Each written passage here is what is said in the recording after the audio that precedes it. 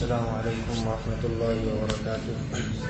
اعوذ باللہ من الشیطان الرجیم، بسم اللہ الرحمن الرحیم۔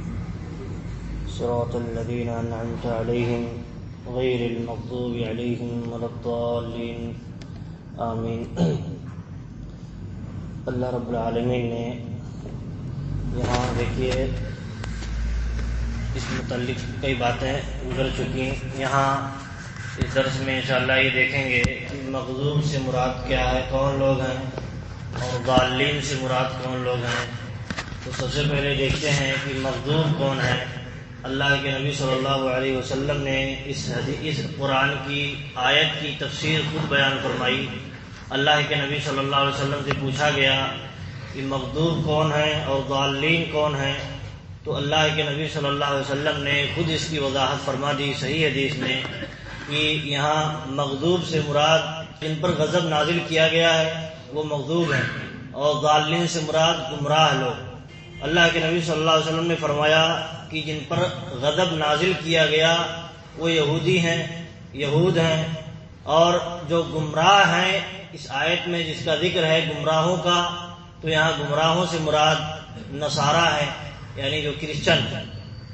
تو یہ ہو گیا، یعنی اس کی تفسیر نبی صلی اللہ علیہ وسلم کی زبانی، اور اس پر اہل علم کا اتفاق ہے۔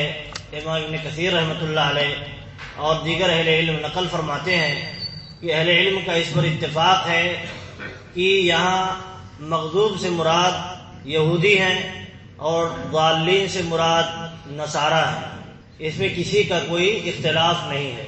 لیکن یہاں اللہ رب العالمین نے صرف دو گروہوں کا تذکرہ کیا ہے، اور باقی جو گمراہ لوگ ہیں، بھٹکے ہوئے لوگ ہیں، ان کا تذکرہ نہیں کیا ہے۔ تو اس میں اصل میں آپ دیکھیں گے جو یہودی ہیں اور اسی طرح نصارہ ہیں، ان کے اندر جتنی برائیاں موجود ہیں، جتنی گمراہیاں موجود ہیں، سارے فرقوں میں موجود ہیں، سارے جماعتوں میں اور سارے مذاہب میں موجود ہیں، اور یہی گمراہی کی جڑ ہیں۔ یہ یہود و نصارہ گمراہی کی جڑ ہیں، اسی لیے اللہ رب العالمین نے انہی کا تذکرہ کر کے اور لوگوں کو اسی کے اندر شامل کر دیا ایک طرح سے۔ اللہ رب العالمین نے دیکھیے کیسے غضب نازل کیا یہودیوں پر۔ ایک آیت اللہ رب العالمین کا ارشاد ہے، ان الذین اتخذوا العجل سینالهم غضب، یہ جن لوگوں نے بچھڑے کو معبود بنا لیا، معبود اللہ کے علاوہ کو بچڑے کو معبود بنا لیا، تو ان پر کیا ہے، عنقریب انہیں غضب اللہ رب العالمین کا لاحق ہو جائے گا، انہیں غصہ اللہ رب العالمین کا لاحق ہوگا۔ تو یہاں اللہ رب العالمین نے ایک وجہ بیان فرمائی کہ یہودیوں پر اللہ کا غصہ نازل کیوں ہوا۔ انہوں نے اللہ کو چھوڑ کر کے شرک کی راہ اختیار کی، ایک وجہ شرک کی راہ اختیار کی، اور ایک دوسری جگہ اللہ رب العالمین نے فرمایا کہ دیکھیے ان لوگوں کو اللہ رب العالمین نے آزمایا تھا، ایک آزمائش میں رکھا تھا۔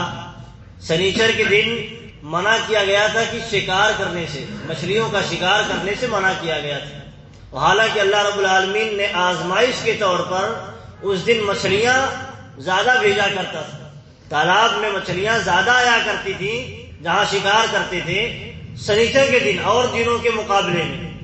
تو کیا کرتے، سنیچر کے دن شکار تو اب نہیں کر سکتے تھے کیونکہ منع تھا، حرام تھا، نہیں کر سکتے شکار، تو کیا کرتے، جمعہ کے دن ہی جال لگا دیتے اور اتوار کو جا کر کے نکالا کرتے تھے، اور کہتے تھے ہم نے سنیچر کو تھوڑی شکار کیا، ہیلا، یہ ہیلا ہے، اور یہ یہودیوں کا طریقہ رہا ہے۔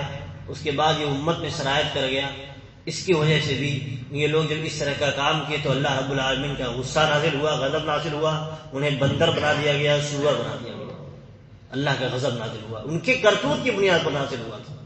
اور آپ دیکھیں یہاں ایک بات معلوم ہوتی ہے کہ بسا اوقات حرام چیز میں اللہ رب العالمین اتنا فائدہ دیتا ہے کہ انسان کا دماغ چکرا جاتا ہے، سوچتا ہے لاؤ حرام ہم بھی کر لیں۔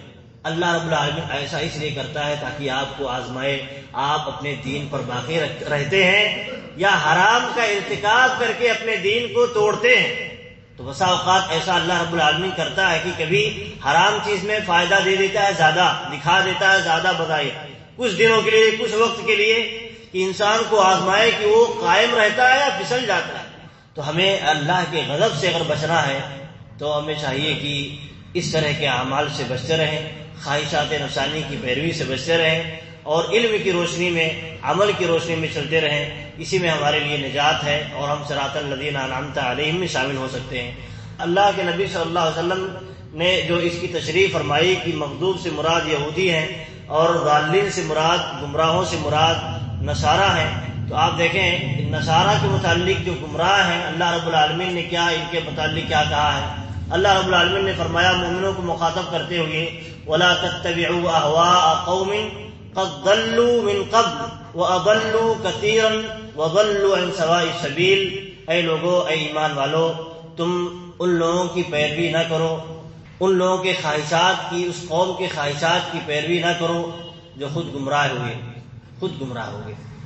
وَأَضَلُّوا كَثِيرًا، خود گمراہ تو ہوئے اور ایک مخلوق کو گمراہ کر دیا، ایک بڑی مخلوق کو گمراہ بھی کر دیا۔ وَضَلُّوا عَنْ سَوَاءِ السَّبِيلِ، سیدھے راستے سے وہ بھٹک گئے۔ تو اللہ رب العالمین ایسے لوگوں کی پیروی نہ کرو، جیسے یہاں غیر المغضوب علیہم ولا الضالین کہا، ایسے وہاں صراحت کے ساتھ کہا کہ ان کی پیروی نہیں کرنا ہے، ان کے راہ پر نہیں چلنا ہے۔ تو یہاں اس آیت میں جو گمراہ ہوئے ان سے مراد اللہ رب العالمین کے اس فرمان سے مراد نصارہ ہے، جیسا کہ مفسرین کرام نے اس کی وضاحت فرمائی ہے۔ تو آپ دیکھیں معلوم ہوا کہ یہود و نصارہ کے نقش قدم پر چلنے سے اللہ رب العالمین نے بڑی سختی سے منع فرمایا ہے، کیونکہ یہی ساری گمراہیوں کی جڑ ہے۔ ان کے ہاں جتنی گمراہیاں ہیں آپ دیکھیں گے تو یہی ساری گمراہیوں کی جڑ ہے۔ جان بوجھ کر کے انسان اگر راہ ہدایت سے بھٹکتا ہے تو یہودیوں کا طریقہ ہے، جان بوجھ کر کے اگر راہ ہدایت سے دور بھاگتا ہے یہودیوں کا طریقہ ہے، اور بغیر علم کے اگر بھٹکتا ہے، علم نہیں حاصل کرتا، بھٹکتا ہے، گمراہ ہوتا ہے، تو یہی نصارہ کا طریقہ ہے، اور یہی پورے گمراہیوں کی جڑ ہے، یہی گمراہیوں کی جڑ ہے۔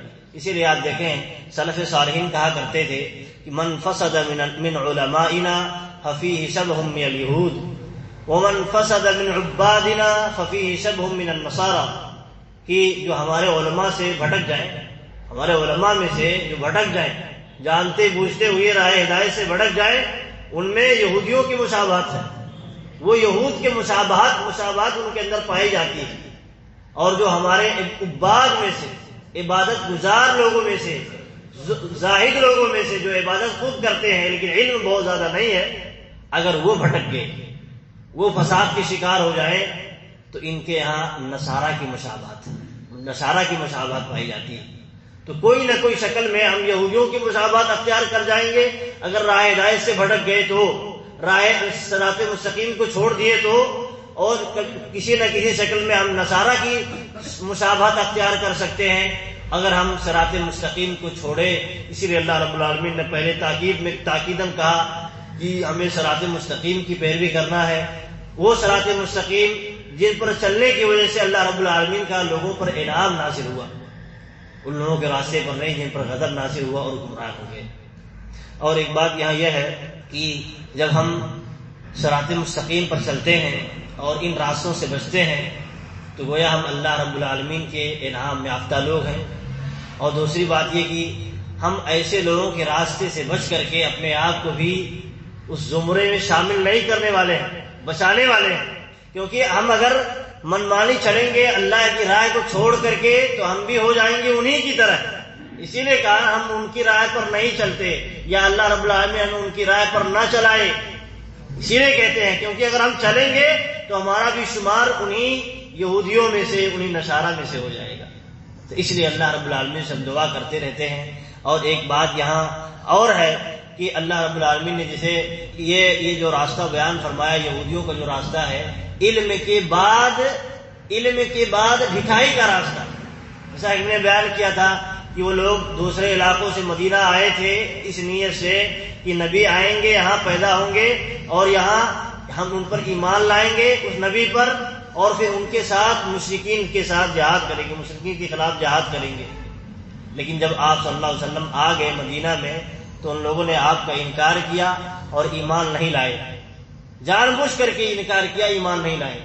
تو ایسے لوگوں پر اللہ کا غصہ نازل ہوتا ہے۔ تو ہم جان بوجھ کر کسی چیز کا انکار کر دیں، عمل نہ کریں، تو ہم بھی یہودیوں کے مشابہ ہو جائیں گے۔ اور اس میں ایک طرح سے ابلیس کی پیروی ہے، ابلیس کی، جسے اللہ رب العالمین نے سجدہ کرنے کا حکم دیا تھا تو ابلیس نے اپنے قیاس کی بنیاد پر، شیطانی قیاس کی بنیاد پر آدم علیہ السلام کا سجدہ کرنے سے انکار کر دیا۔ اللہ کا حکم ہے اور جانتا ہے اللہ رب العالمین بغیر مقصد کے، بغیر کسی فائدے کے کسی چیز کا حکم نہیں دے سکتا ہے۔